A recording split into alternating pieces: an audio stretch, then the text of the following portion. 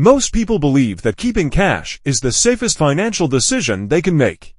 It feels secure, liquid, and under control. Cash is simple. You can see it, count it, and use it immediately.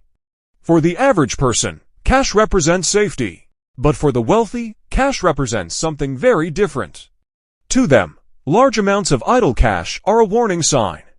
Rich people don't hoard cash not because they lack discipline, but because they understand how money actually behaves over time in the American financial system.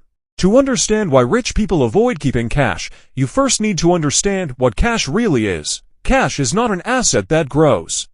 It doesn't produce income. It doesn't compound. In fact, in real terms, cash is constantly shrinking in value. Inflation quietly erodes purchasing power every single year. Even at low inflation levels, cash loses value slowly, but consistently. Over decades, that erosion becomes massive. Rich people pay attention to long-term math, not short-term comfort. In the United States, the dollar is a fiat currency. It is not backed by gold or any physical commodity. Its value depends on trust, economic productivity, and monetary policy. The Federal Reserve has a stated goal of maintaining inflation, not eliminating it. That means the system is designed so that money loses value over time. From the perspective of policymakers, inflation encourages spending and investment. From the perspective of savers holding large amounts of cash, inflation is a guaranteed loss. Wealthy individuals understand this. They know that holding cash beyond what is necessary for liquidity is mathematically inefficient. When inflation is 2 or 3%, it feels harmless. But when inflation spikes to 6, 7, or 8%, the loss becomes visible. What many people don't realize is that even during calm economic periods, the long-term effect is the same. A dollar today will not buy the same basket of goods in 10, 20, or 30 years. Another reason rich people avoid cash is opportunity cost. Every dollar sitting idle is a dollar not working. Wealthy individuals constantly ask one question: what is this money doing for me right now? If the answer is nothing, that money is a problem. Cash sitting in a checking account earns little to no return. Even high-yield savings accounts rarely beat inflation after taxes. From a wealth-building perspective, this is unacceptable. The American financial system rewards capital deployment. Investments in businesses, stocks, real estate, private equity, and intellectual property generate returns. They produce cash flow, appreciation, or both. These are the vehicles that compound wealth. Rich people understand compounding deeply. They structure their finances so that money is almost always in motion, generating returns or strategic advantages. This does not mean wealthy individuals never hold cash. They do, but only strategically. Cash for the rich is a tool, not a destination. It is held temporarily for transactions, emergencies, or opportunities. It is a buffer, not a store of value. Once cash exceeds its functional purpose, it is converted into something productive. Taxes are another major factor. In the United States, inflation-adjusted losses on cash are not tax-deductible. If you lose purchasing power due to inflation, the government does not compensate you for that loss. Meanwhile, investments offer tax advantages. Capital gains are often taxed at lower rates than earned income. Losses can be offset. Depreciation can reduce taxable income. Cash provides none of these advantages. Wealthy individuals also understand the role of the Federal Reserve and the banking system. Banks are not neutral institutions. They profit from lending, not from people holding money. When you deposit cash, the bank uses it to issue loans and investments. The bank earns interest, while you earn almost nothing. In effect, idle cash benefits financial institutions more than the individual holding it. This is why the rich prefer to be on the asset side of the balance sheet, not the deposit side. They want ownership, equity, and leverage. Cash does not provide control. Assets do. Ownership gives influence over cash flow, appreciation, and decision-making.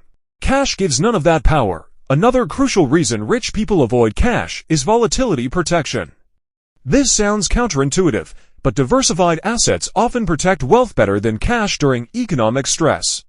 When inflation rises, asset prices often rise as well. Real estate rents increase, companies raise prices.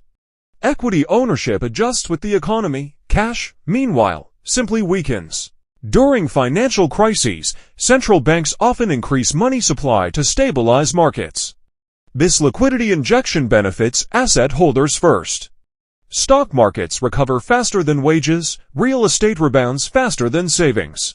Those holding cash experience delayed relief, while their purchasing power suffers. Rich people do not think in terms of savings alone, they think in systems. Their wealth is structured across multiple asset classes. Cash is only one small component of a broader strategy. This system-based thinking allows them to weather economic shifts without panic. Another reason wealthy individuals avoid holding too much cash is psychological discipline. Cash feels safe, which can lead to complacency. Assets require monitoring, analysis, and strategic decision-making. Rich people are comfortable with controlled risk. They understand that risk is not the absence of volatility, but the absence of preparation. Many average Americans associate investment with gambling because they were never taught how risk actually works. Wealthy individuals see risk as something to be measured, managed, and priced. Cash, by comparison, carries a hidden risk that is rarely discussed: guaranteed loss over time. Debt also plays a role in why rich people don't keep cash. Wealthy individuals often borrow against assets instead of using cash.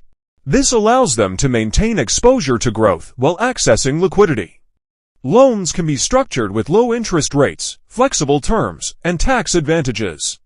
Using cash would interrupt growth and reduce future returns. In the U.S., loan interest on certain investments can be deductible.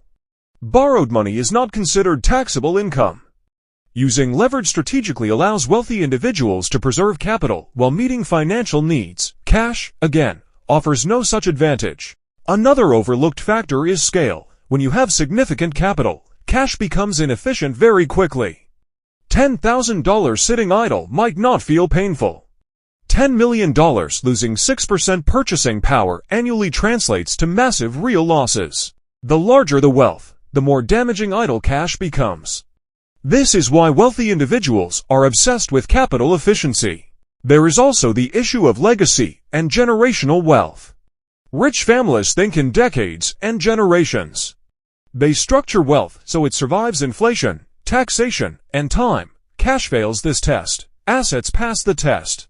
This is why trusts, holding companies, and estate plans focus on ownership structures rather than liquid balances.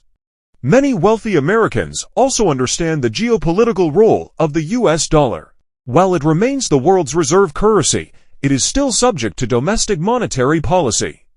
Expansion of the money supply affects real value. Asset ownership provides insulation from policy decisions that affect currency value. This is not a secret conspiracy. It is openly acknowledged by economists. The system incentivizes spending and investment, not hoarding. Rich people align with incentives.